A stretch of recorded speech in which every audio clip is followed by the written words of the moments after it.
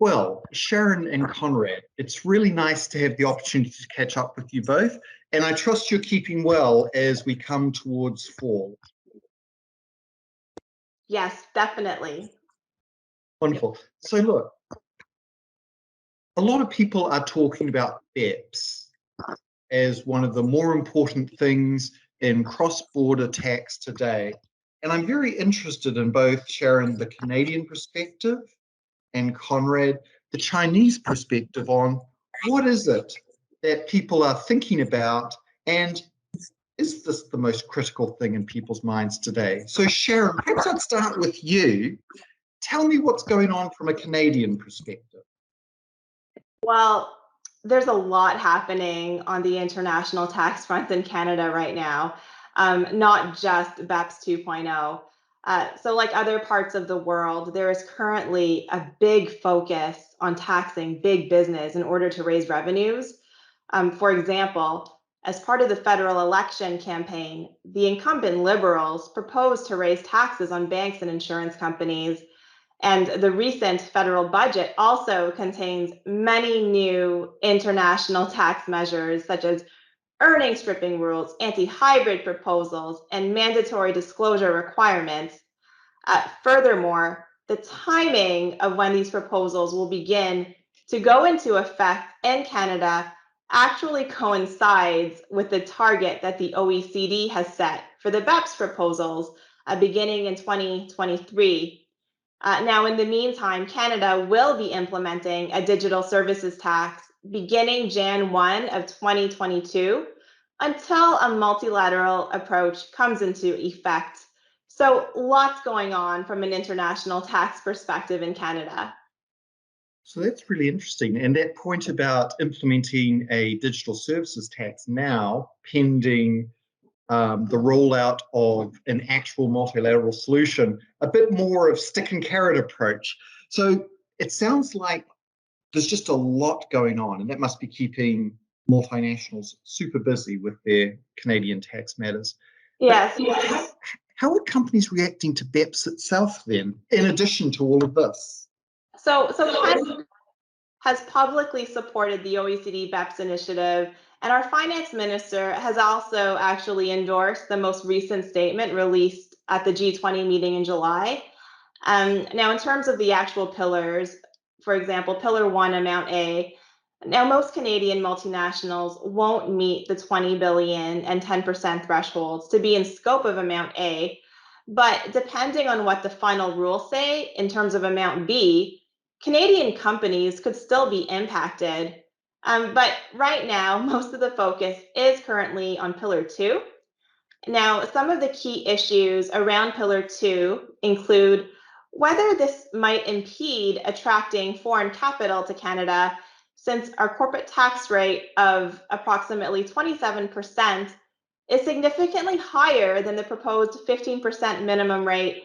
And also, as always, the competitiveness of Canadian multinationals is always top of mind, as our CFC regime fully exempts active business profits even when repatriated back to Canada, regardless of the amount of foreign tax paid on those profits. Now, the Canadian regime essentially allows our CFCs to benefit from preferential rates on active business income in foreign markets. Now, we're currently seeing analysts starting to ask questions on the impact in terms of valuations on share price, due diligence, and deal structuring. Now, this would obviously necessitate a closer look at some of the more technical aspects of the proposals. For example, where Canadian multinationals have subsidiaries in various countries that are paying royalties, levies, or other payments to local governments outside the regular income tax system, the issue will be whether those payments will qualify as a covered tax. Now, in order to answer that question, the agreement with the local government will need to be reviewed in light of the final rules. And another one that's being closely monitored by Canadian companies is the substance carve-out and whether certain assets will qualify as tangible property.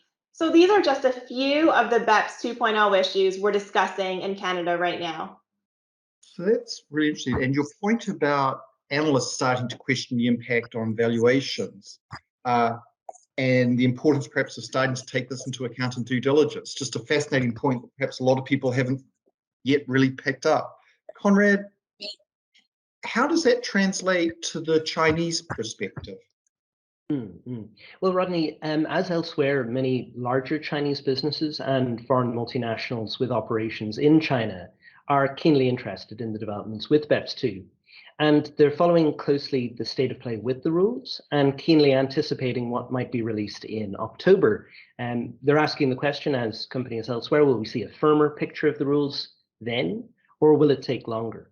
So in terms of key points of focus for these companies, I suppose there's a number of things I could highlight. Chinese companies that availed of overseas tax incentives. So for example, for major development projects in the Belt and Road countries, are keen to see what the final Pillar 2 substance exclusions will be and whether there will be other letouts such that they could preserve the value of at least some of these incentives. And given that many Chinese companies have a hub for overseas expansion in Hong Kong, they're also following fairly closely what the tax policy changes might be in Hong Kong in consequence of BEPS, in particular in relation to the offshore sourced regime. In relation to tax incentives granted by China itself, and as you probably know, China is quite generous on tax incentives in some areas. For Chinese parent entities claiming tax incentives, there's a question of whether the reference in the inclusive framework statement to UTPR coming into effect later on, whether that might provide some form of Pillar 2 transitional relief. So there's questions being raised about that. There's also a mention in the inclusive framework statement of a further let-out for groups with relatively limited overseas operations. And so, for example, Chinese real estate groups are considering whether that might be of use for them. There's another consideration that Chinese technology groups often have their listed parent outside China under the so-called VIE structure. And they face a particularly complex application of the rules, and many of these are digging into the implications in greater detail. Now, on the China inbound investment side, some of the larger foreign groups are trying to figure out whether Amount A in Pillar 1 means that they will have to pay more tax in China, or whether the marketing and distribution safe harbor would mean that no further allocations to China are needed.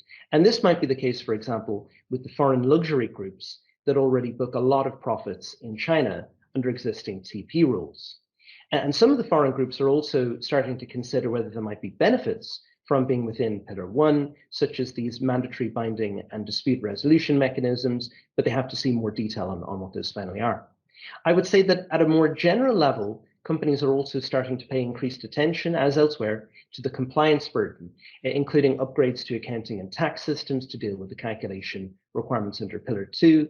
And they're also considering whether the revenue sourcing data requirements in Pillar 1 can be reasonably met, given how complex those seem to be. And then, as elsewhere, there's also practical questions. What might happen around what will happen if the US legislative efforts to implement the rules run into hurdles? What will happen to the entire global process?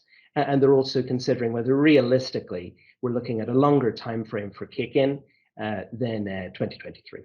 So that I think they're the main issues being looked at here, Rodney. Really interesting, Conrad. So actually some similarity with what Sharon shared.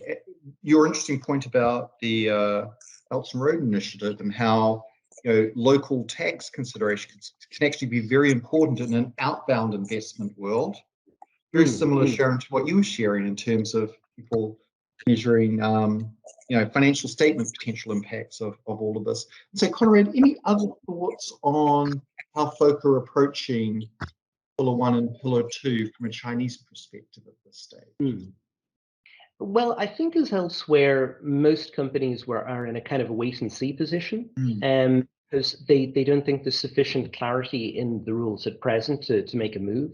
I think some of the bigger groups, the bigger SOEs, the bigger POEs, particularly in the tech space, feel this is of such consequence to them that they're digging into the blueprint and trying to figure out whether they can potentially model for the impacts of the rules, and also, as in other countries, liaising through business groups and with government authorities to try and get a better steer on where the rules might go. Interesting. And I'm guessing, Sharon, that's relatively consistent with what you're seeing from a Canadian perspective as well. Some modeling, thinking about lobbying. Yeah, exactly. We're anxiously awaiting the release of the final rules in October.